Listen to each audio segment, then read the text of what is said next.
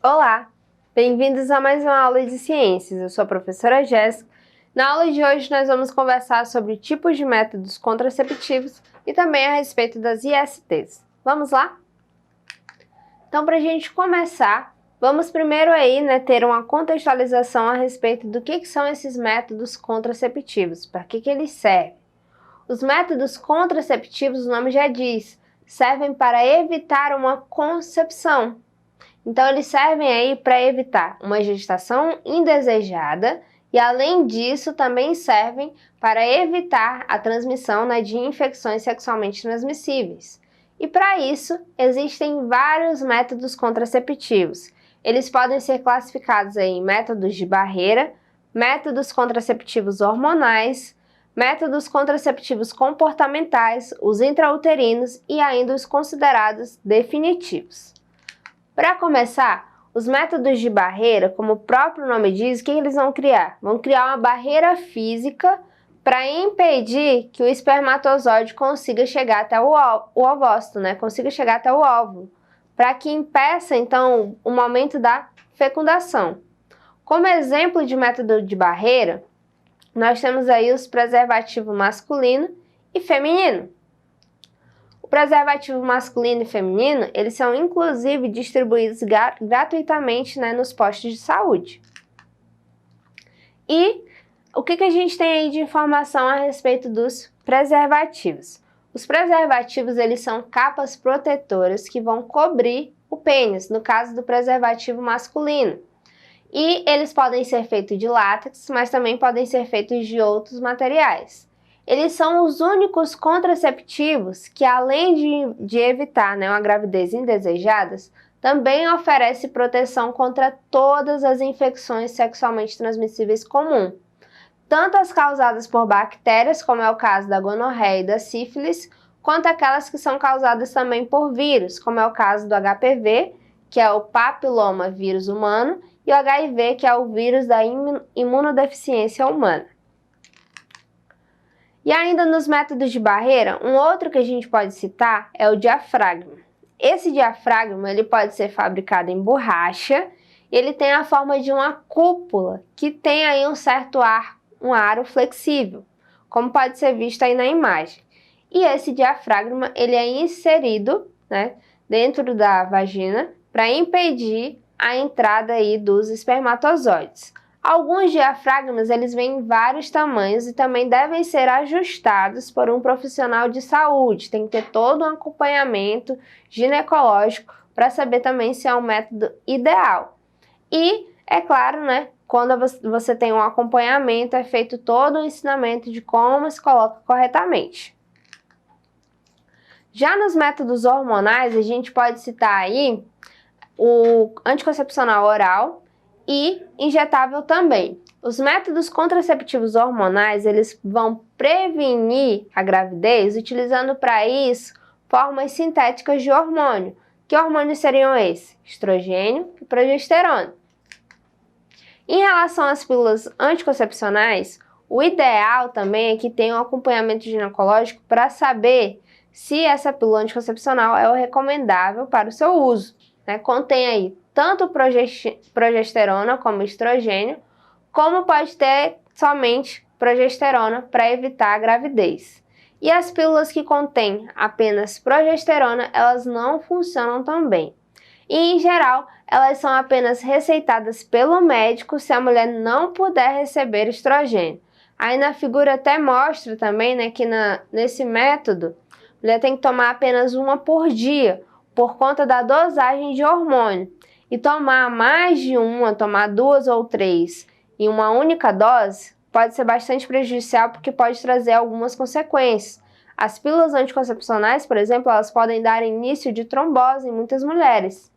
E, para evitar também a confusão de qual dia foi tomado, geralmente é sinalizado na cartela também se a pílula se refere a que dia da semana, para que a mulher possa ter um controle e uma organização também melhor de quando tomar e de quando foi tomado. Além disso, nos métodos hormonais, a gente pode citar também o adesivo cutâneo. Esse adesivo cutâneo é um adesivo fino que ele vai liberar lentamente o estrogênio e a progesterona para evitar a gravidez. Normalmente, o adesivo cutâneo ele vai ser usado por 7 dias e depois ele vai ser substituído por um novo, por mais 7 dias. E depois de ter usado 3 de forma consecutiva, a mulher tem que fazer uma pausa para poder recomeçar novamente o ciclo. Nos métodos comportamentais, eles já vão envolver uma outra estratégia. Nesses comportamentais vão envolver a abstinência sexual durante os dias do ciclo menstrual em que a mulher está fértil, aproximadamente ali no 14º dia, né, considerando-se para isso 2 ou 3 dias anteriores e 2 ou 3 dias depois também. E um exemplo vai ser a tabelinha. Só que vale destacar que não é um método muito seguro, na verdade é muito falho. E considera-se aí, como eu já falei, 3 dias antes da data da ovulação e 3 dias depois também. Já nos métodos intrauterinos, pode ser citado aí o caso do DIU, que é o dispositivo intrauterino propriamente dito. Ele se caracteriza por ser um dispositivo que vai ser inserido dentro do útero para impedir a fecundação. Então ele vai ficar alojado e ele pode aí durar cerca de 5, 10 anos, depende de qual foi o dispositivo inserido. Também existe na rede pública de saúde a inserção do DIU de cobre. Mas é claro, também tem que ser feito o acompanhamento com o ginecologista, tem a idade correta também para ser colocado, né? E tem que ver também se é viável para o tamanho do seu útero e tudo mais. Ele é um pequeno dispositivo de plástico em forma de T que vai ser inserido pelo médico, pelo ginecologista, para evitar aí uma gravidez. Tem como exemplo aí DIUs hoje com hormônio e o DIU de cobre, que é o disponibilizado na rede pública, que ele consiste aí em um fio de cobre enrolado no dispositivo no lugar de hormônios. E os métodos definitivos, quem que a gente pode citar? Dentre os métodos contraceptivos definitivos, pode-se citar aí a laqueadura e, além da laqueadura, a vasectomia, né? Pode ser realizado tanto nos homens quanto nas mulheres, só que a diferença é o procedimento que vai ser realizado. Nos homens é a vasectomia, nas mulheres é a laqueadura. Então, são cortes que são realizados para permitir a comunicação aí entre os gametas. No caso desse método contraceptivo definitivo, quando ele acontece no homem, ele é muito mais simples do que o que é realizado na mulher. Na mulher acontece um corte aí nas tubas uterinas. E no homem vai ter um pequeno corte apenas no ducto deferente. Tem até uma imagem mostrando para vocês o antes e o depois. É apenas um corte pequeno para evitar a comunicação então dos espermatozoides, né? Para que eles não consigam então fazer de fato o processo da fecundação, já que não vão conseguir ter contato direto com o ovócito secundário. E aí, o que é importante a gente destacar? Como eu disse para vocês lá no início, os métodos contraceptivos, eles não são utilizados somente para evitar gravidez indesejada, não, ou para ter um controle de natalidade. Os métodos contraceptivos, eles são ideais para evitar uma série de doenças sexualmente transmissíveis. E essas doenças, hoje, elas têm a sigla chamada de IST. Antigamente, era-se utilizado DST, doença sexualmente transmissível. Só que foi mudado. E aí, por que é importante, né, a utilização dos métodos contraceptivos? Justamente para evitar uma série dessas doenças. E quando se fala em infecção sexualmente transmissível, cabe a gente destacar também que houve uma troca de fluidos sexuais entre pessoas contaminadas, que pode ter sido causada por bactérias, por vírus ou por parasitas. Algumas têm um tratamento rápido, né? Vai no ginecologista, ele passa o tratamento, você cumpre ele certinho, pronto. Agora existem uns que não têm cura. Só existe tratamento, mas que é um tratamento que você vai ter que fazer pro resto da vida, como é o caso da AIDS. E aí, só para mostrar para vocês, ó, a troca de DST para AIDS, né, foi trocado por quê?